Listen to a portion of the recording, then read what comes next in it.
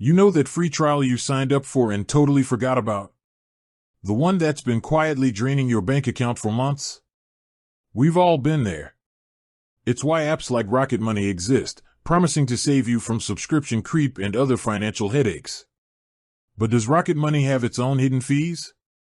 Let's find out.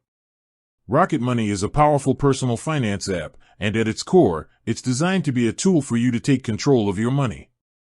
It's free to download, and the basic version lets you link your accounts, track your spending, and see all your subscriptions in one place. You can even see how to cancel them yourself. But here's where the hidden part comes in. Rocket Money isn't a charity. It's a business, and like any business, it has to make money. It does this through a few key, and very clearly stated, services. The first is its premium membership. While the app is free, the full suite of features, like unlimited budgets, custom categories, and concierge subscription cancellation where they do the work for you, requires a paid subscription. The price is actually on a sliding scale, so you get to choose what you pay, which is a pretty unique and transparent approach. The second way Rocket Money makes money is through its bill negotiation service. This is a big one. They can call your internet, cable, or phone provider and haggle on your behalf to lower your monthly bill.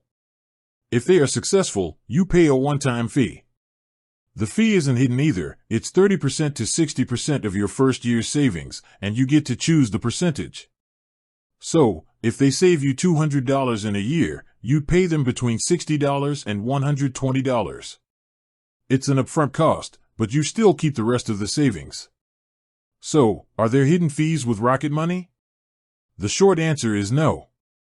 Their services and costs are laid out in their terms of service and are very easy to find within the app itself.